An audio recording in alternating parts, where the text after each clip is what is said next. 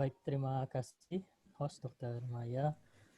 Dr. Maya ini adik kelas saya ya. Terima kasih dokter telah mengundang saya di acara Gamesy.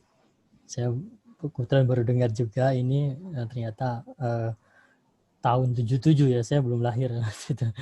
Mohon maaf bila ada kata-kata nanti dalam presentasi saya yang ya kurang berkenan di Bapak Ibu sekalian. Jadi saya akan berbagi mengenai bagaimana mengatasi COVID-19 khususnya secara klinis dari segi kesehatan respirasi ya tentunya. Ya, tadi saya sempat dengar Bapak Rusli menyampaikan puisi. Jadi saya sempat termemorize di ingatan saya saat saya mengalami COVID-19 di bulan Maret. Kebetulan saya terpapar positif COVID saat itu dan dirawat 10 hari di rumah sakit sampai mendapatkan suplai tambahan oksigen ya. Jadi alhamdulillah saya sudah bisa survive, mudah-mudahan tidak terkena lagi. Ya, baik Bapak Ibu sekalian, ya saya akan mulai presentasi saya tentang COVID-19 ini. Slide. Ya, ini bahwa kita tahu di awal tahun 2020 kita mengalami suatu kekagetan yang khususnya di bidang kesehatan bahwa ada suatu penyakit yang penyebaran sangat mudah sekali dan banyak sekali dialami oleh banyak orang, dan ini merupakan penyakit yang belum jelas dan bagaimana mengatasinya sampai sekarang pun kita belum pasti untuk mendapatkan terapi apa dalam mengatasi penyakit ini, dan tentunya ini menyebabkan perubahan drastis ya, dari segi sosial, agama, budaya dan lain sebagainya, bahkan di pendidikan juga mengalami perubahan, dan ini tentunya menjadikan suatu reaksi yang panik bagi masyarakat gitu. Nah, sehingga dibutuhkan suatu adaptasi di kehidupan baru dalam mengatasi suatu fenomena ini ya, suatu pandemi ini. Dan diharapkan kita tidak panik dalam menghadapi hal ini. Ya, selanjutnya, ya jadi ini saya paparkan mengenai kondisi COVID-19 yang baru di Indonesia, bahwa ini data saya ambil di tanggal 26 bulan September ini, bahwa kita sudah mendapatkan data bahwa sekitar 1,4 juta penduduk Indonesia sudah terdapat positif COVID, dan angka kematian di angka 10.000 lebih, dan tentunya ini akan terus bertambah ya didapatkan. Kita kesiapan di Indonesia, kita tahu di sini ada 2.900 rumah sakit COVID yang ditetapkan oleh pemerintah, dan 800 diantaranya merupakan suatu rujukan khusus untuk menangani masalah COVID, dan alat untuk mendiagnostiknya juga sudah ratusan ya, hampir 200 tempat untuk mendeteksi atau menegakkan diagnostis COVID ini. Nah, ternyata COVID-19 ini memang data yang didapatkan menimbulkan kematian yang cukup tinggi ya, tapi dibandingkan dengan golongannya atau familinya ya, dengan penyebab tadi coronavirus yang seperti ada SARS-CoV, kemudian ada MERS-CoV, memang angka kematiannya tidak sampai saat ini masih berjalan terus ya di angka 7, di bawah 10% lah katakanlah. Kalau MERS-CoV, SARS-CoV itu di atas 30%. Nah, tapi dengan masih berjalannya ini pandemi, saya rasa masih kemungkinan masih akan naik terus. Dengan melihat data di dunia sekarang sudah mencapai 32 juta dengan angka kematian hampir 1 juta di dunia. Artinya ini suatu hal yang sangat fenomenal sekali di dunia. Ya, slide. Lanjut, Dok. Nah, kita ini sudah tahu ya, tadi sudah disampaikan oleh Profesor Nido mengenai bagaimana virus itu masuk. Saya Mohon maaf, saja. Dokter Kasum, izin suaranya bisa dikencangkan sedikit. Oke, ini fotogenesis yang sudah tadi disampaikan. Mungkin dilanjutkan saja, Dok. Ya, ini sel target yang yang disenangi atau tempat yang bisa masuk oleh SARS-CoV-2 ya nama virusnya. Jadi tidak hanya di paru, ternyata ini juga bisa di organ-organ di dalam tubuh kita, yaitu bisa di mata, di hidung ya, di liver, kemudian di saluran cerna, bahkan di otak juga ada ya. Tapi memang yang terbanyak reseptor AC2 itu ternyata di saluran pernapasan. Lanjut.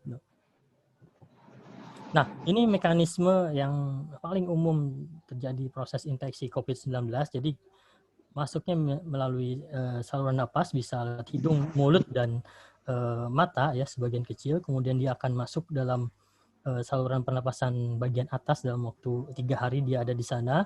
Kemudian dia bisa menimbulkan gejala di sana, biasanya demam, bersin, kemudian sakit tenggorokan, ya batuk kering paling umum. Kemudian setelah itu dia bisa masuk ke daerah paru. Nah, di sana dia menyebabkan yang namanya suatu pneumonia ya, pneumonia COVID-19 nih khasnya.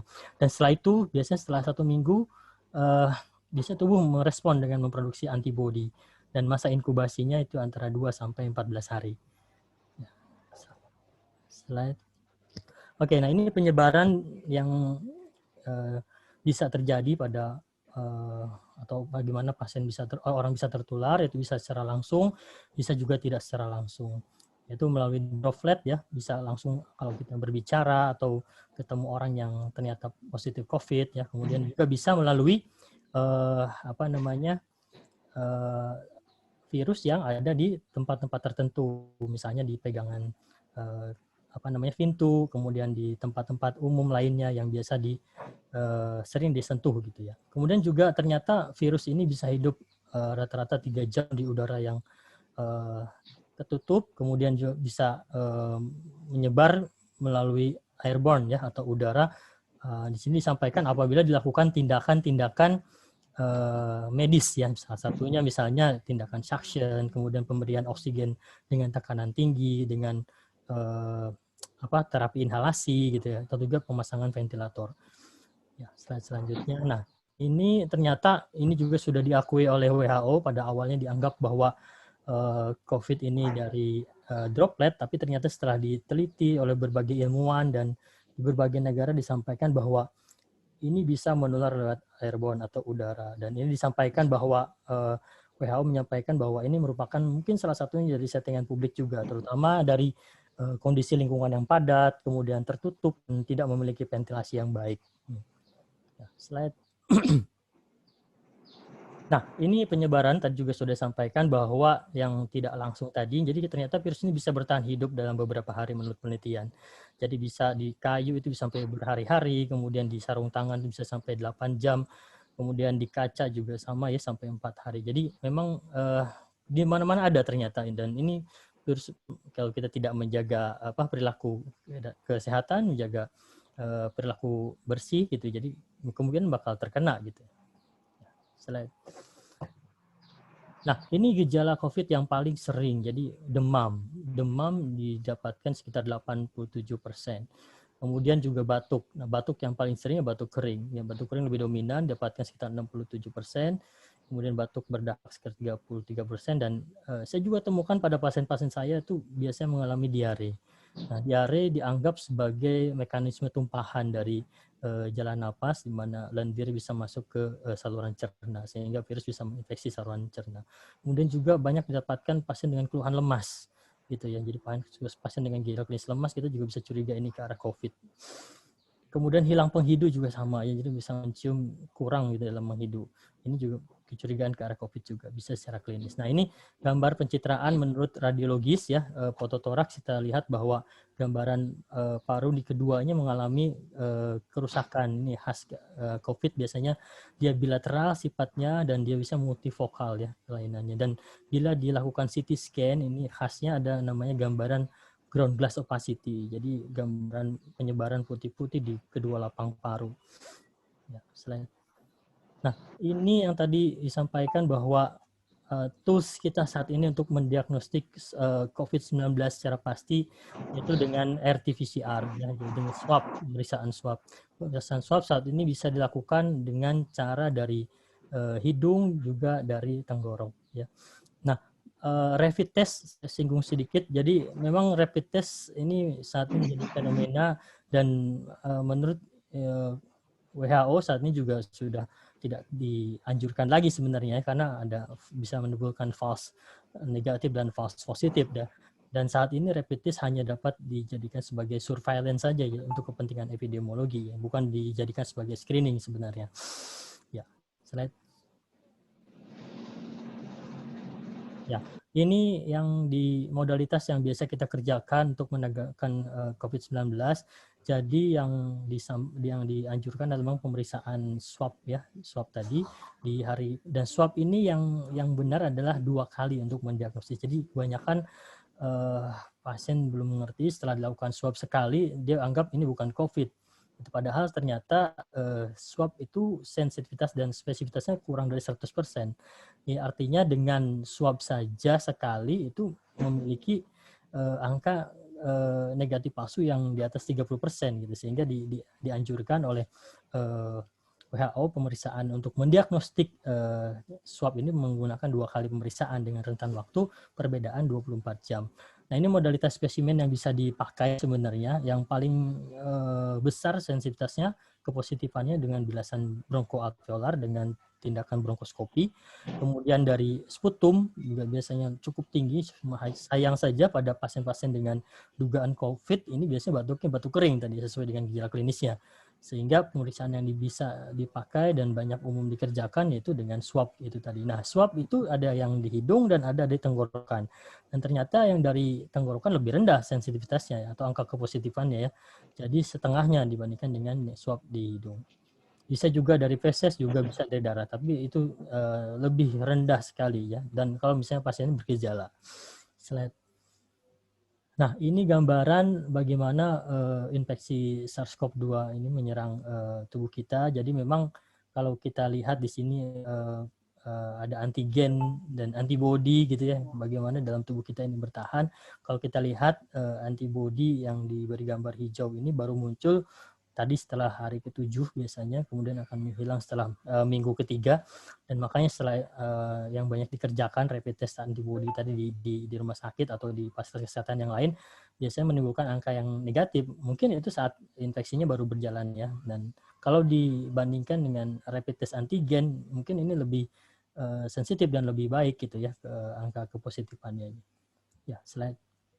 Nah, ini tools diagnostik yang kita kerjakan, ada namanya early warning score COVID-19 yang mungkin jadi panduan. Jadi memang riwayat kontak erat dengan yang terkonfirmasi positif COVID itu menimbulkan skor yang cukup tinggi, yaitu 5. Kemudian pemeriksaan CT scan torak juga ini sangat membantu.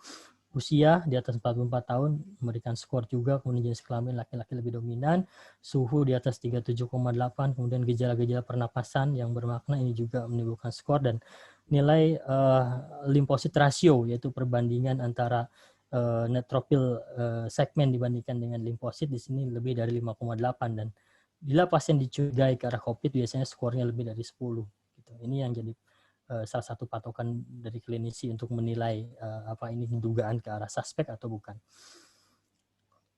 Ya, ini definisi kasus yang sebenarnya sudah berubah-ubah ya. Jadi sekarang pun panduan dari Kementerian Kesehatan kita sudah 5 kali berubah panduan untuk COVID ini karena dengan berbagai macam variasinya gitu ya. Jadi saat ini yang terbaru kita mengadopsi ada definisi sebagai kasus suspek, kemudian probable, dan terkonfirmasi. Nah, terkonfirmasi sendiri itu ada simptomatis, ada bergejala, dan asimptomatis. Nah, dulunya kalau yang terkonfirmasi asimptomatik mungkin dikatakan sebagai OTG tadi, orang tanpa gejala. Jadi orang tanpa gejala itu sudah positif COVID-19, tapi asimptomatik gitu. Ya, slide. Ya, kontak erat. Nah, ini kontak erat kita harus paham juga bahwa kalau orang sempat bertemu dengan orang yang terkonfirmasi positif ya, dan ini dianggap 14 hari ke belakang misalnya, itu jadi patokan juga ya. Misalnya si A dia terkonfirmasi positif baru ketahuan hari ini, maka kita runut 14 hari ke belakang kita sempat kontak nggak dengan orang ini gitu ya.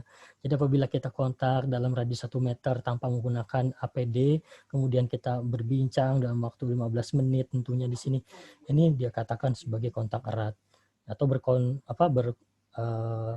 kontak fisik langsung dengan kasus probable misalnya, nah itu juga masuk ke kontak erat. Gitu, slide. Nah, ini alur manajemen kesehatan masyarakat kalau misalnya kita menganggap pasien suspek atau probable. Jadi Kalau ada fasilitas kesehatan yang bisa melakukan pemeriksaan RT-PCR swab, ya maka pasiennya dilakukan swab 2 kali. Kalau misalnya dia negatif, berarti bukan COVID, ya. Artinya kita discharge, kita keluarkan dari COVID. Kemudian kalau misalnya dia positif, maka tentunya kita harus terapi, isolasi dan terapi pasien ini. Nah, apabila tidak ada fasilitas kesehatan, biasanya kita langsung isolasi selama 2 minggu lamanya. Dan bila tidak bergejala, kita observasi di sana. Kalau bergejala ya kemungkinan suspek COVID. Bila tidak bergejala, mungkin dikeluarkan dari COVID. Slide selanjutnya.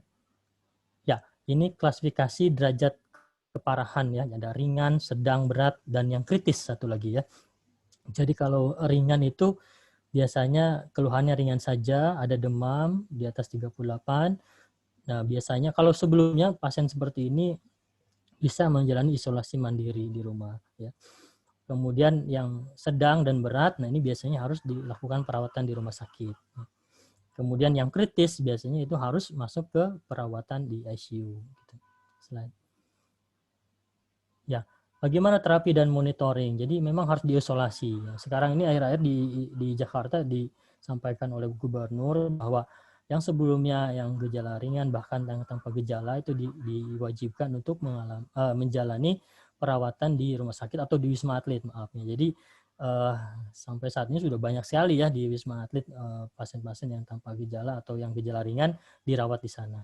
Kemudian biasanya yang kita kerjakan di sini adalah implementasi PPI ya, pengawasan infeksi di dalam rumah sakit. Biasanya harus waspada, selalu menggunakan alat pelindung diri, kemudian harus tetap menggunakan protokol kesehatan. Kemudian biasanya kita juga lakukan serial fototorak ya, biasanya saat masuk, dan hari kelima kita evaluasi ronsen dadanya bagaimana perkembangan dari penyakitnya ini. Kemudian biasanya pemberian suplementasi oksigen apabila kadar saturasi oksigennya lebih dari 90%, ya biasanya kita berikan suplemen oksigen yang ringan saja. Nah, apabila hasil pemeriksaan SpO2-nya kurang dari 90%, biasanya ini diberikan terapi dengan alat-alat atau device terapi oksigen yang lain. Pemberian antimikroba atau antibakteri biasanya juga diberikan atas dasar klinis, apakah ini ada kecurigaan ke arah sekunder infeksi atau tidak. Karena biasanya memang infeksi COVID ini disertai dengan infeksi bakteri. Kemudian penggunaan steroid yang sistemik yang mungkin dalam golongan dexamethasone atau hidrokortison gitu. Sebenarnya saat ini dikatakan bukan sebagai terapi yang utama ya. Jadi diteliti katakan bahwa pemberian steroid ini sebagai menurunkan proses inflamasi di paru gitu. Slide. Nah, terapi simptomatik biasanya ya tergantung gejala yang dikeluhkan oleh pasien. Kemudian terapi cairan juga kita berikan, biasanya konservatif saja atau memang ada terbukti tanda-tanda shock pada pasiennya. Kemudian ventilasi mekanis apabila ditemukan tanda-tanda gagal napas. Tentunya kita nilai parameter dari analisa gas darahnya. Bila PO2-nya kurang dari 60%, harus dengan kita siap-siap gitu, apakah pasien ini perlu lakukan tindakan pemasangan ventilasi mekanis atau tidak. Kemudian penggunaan vasopresor ya untuk mempertahankan tekanan darah pada pasien-pasien yang dicurigai mengalami shock sepsis, kita bisa kerjakan di sini. Kemudian observasi ya secara klinis, kemudian tanda vital kita nilai, juga keluhan-keluhan yang pasien sampaikan kita selalu observasi tiap harinya di sini.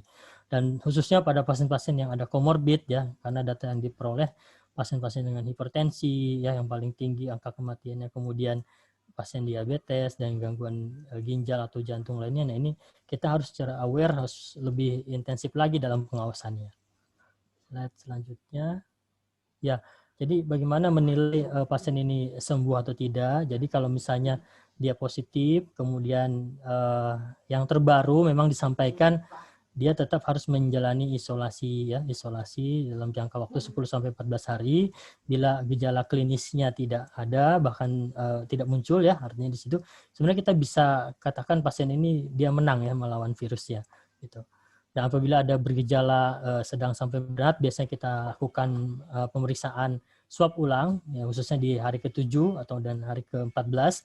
Bila masih positif di hari ke-7, kita ulang di hari ke-14 ya dengan pemberian terapi sebelumnya. Apabila memang negatif, ya cukup 1 kali saja kita anggap sebagai pasien ini sudah sembuh dari COVID. Ya, slide.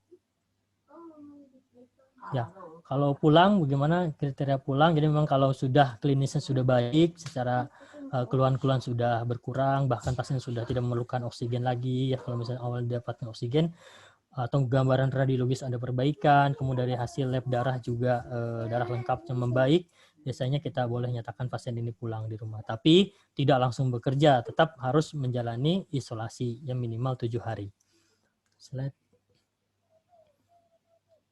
Ya, selesai isolasi, ya bagaimana menilai pasien ini setelah isolasinya selesai dan dinyatakan baik? Biasanya yaitu minimal 10 hari sampai 14 hari yang disarankan. Kemudian apabila tadi ada kasus sampai sedang berat, biasanya kita lakukan follow up dengan pemeriksaan PCR minimal 1 kali sampai dinyatakan bahwa hasilnya sudah negatif. Slide.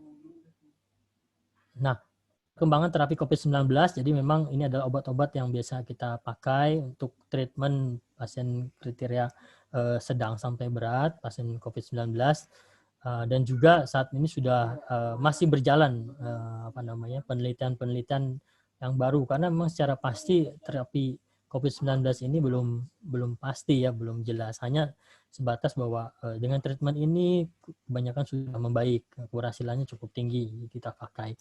Nah, ini ada tadi yang sudah disampaikan imunoglobulin Y ya, ini juga sudah jadi diteliti, kemudian terapi plasma konvalesen juga kita sudah berikan, terapi inhibitor dengan interleukin 6, interleukin 1 juga ini masih dalam tahap penelitian ya. Kemudian terapi steroid yang masih juga kontradiksi gitu sebenarnya dalam pemberian pada pasien-pasien COVID, khususnya dalam kriteria sedang dan berat. Karena pada penelitian ternyata steroid ini terapi steroid tidak cukup baik pada pasien dengan COVID dengan gejala ringan. Slide. Nah, bagaimana sebenarnya yang terpenting ya, pencegahan pengendalian infeksi COVID-19, lebih baik mencegah daripada kita mengobati sampai sakit gitu ya.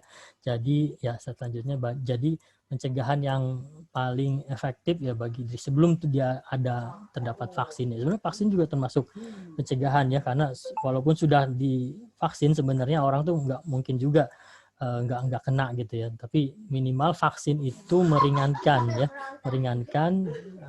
apabila terkena penyakit tersebut, gejalanya tidak seberat orang yang tidak divaksin, kira-kira demikian. Slide. Ya, jadi selalu menggunakan masker ya bila keluar rumah. Ini yang juga kadang-kala banyak abai ya. Masker kadang suka dipakai, kemudian dibuka, kemudian dipakai lagi. Nah, ini yang harusnya dimengerti. Jadi masker itu tidak boleh ditarik ke dagu ya. Masker kalau kita melakukan atau kegiatan mau minum, mau makan, sebaiknya dilepas. Masker lepas, taruh di kertas yang bersih, ditutup. Kemudian kita lakukan kegiatan yang akan kita kerjakan, kemudian kita ambil lagi, tutup lagi masker tersebut. Jadi jangan taruh ke dagu, karena masih mungkin di dagu kita ini bukan area yang steril. Bisa terjadi infeksi. Kemudian menjaga jarak minimal ya, ini social distancing tadi ya, minimal 1-2 meter. Kemudian menjaga perilaku hidup bersih dan sehat, selalu mencuci tangan ya, mencuci tangan yang baik dan benar sesuai dengan WHO sampaikan.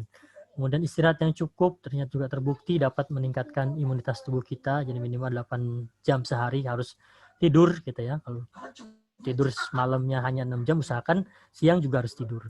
Makan makanan yang bergizi, kemudian aktivitas olahraga, aktivitas fisik yang rutin ya, disampaikan katanya 150 menit dalam per minggu ya, kita bisa bagi dalam 5 hari misalnya dalam setiap minggu untuk melakukan aktivitas olahraga secara teratur. Kemudian konsumsi suplemen vitamin ya bila perlu ya. Jadi sebenarnya tidak perlu setiap hari kita banyak-banyak vitamin ya. Jadi kalau kita makan cukup bergizi, sayuran, buahnya itu semua vitamin kita sudah cukup kebutuhan tubuh kita di situ. Slide. Nah, ini ya mencuci tangan. Nah, ini yang dibudayakan mencuci tangan. Kapanpun kalau misalnya menyentuh sesuatu, kita mengambil sesuatu, membuang sesuatu, harus mencuci tangan. Minimal mencuci tangan durasi 20-30 detik ya, dengan 6 langkah mencuci tangan. Gunakan hand sanitizer atau sabun. Slide selanjutnya. Ya, ini advice yang dilakukan oleh World Health Organization ya, saat kita sendiri cegah penyakit tetap harus ya pakai masker tadi ya, hindari makan makanan yang belum matang, kemudian kita olahraga secara teratur, istirahat yang cukup ya.